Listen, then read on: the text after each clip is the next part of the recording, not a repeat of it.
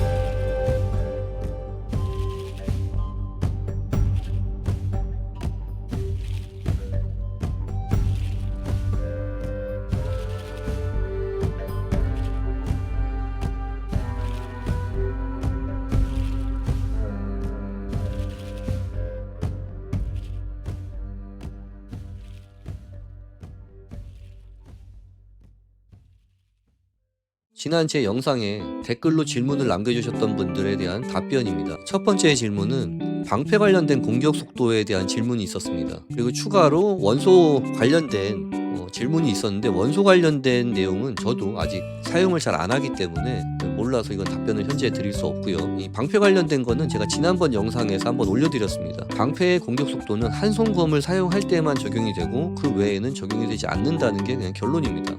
궁금하시면 해당 영상 찾아보시면 될 것 같고요. 두 번째 질문, 쌍스트리에서 당금질 만땅이 양쪽 다 적용되는 건지 알고 싶습니다. 이번 영상에서 이거에 답변이 포함됩니다. 그래서 결론은 양쪽 다 당연히 적용이 되고, 다만 무기의 각각의 공격력으로 적용되는 방식이고 합산 평균 방식이 아닙니다 라는 점만 참고하시면 될 것 같습니다. 다음은 세 번째 질문인데, 치명타에 관련된 질문이에요. 그래서 타수가 많은 쌍검으로 실험하면 어떤 결과가 나올지 궁금하다.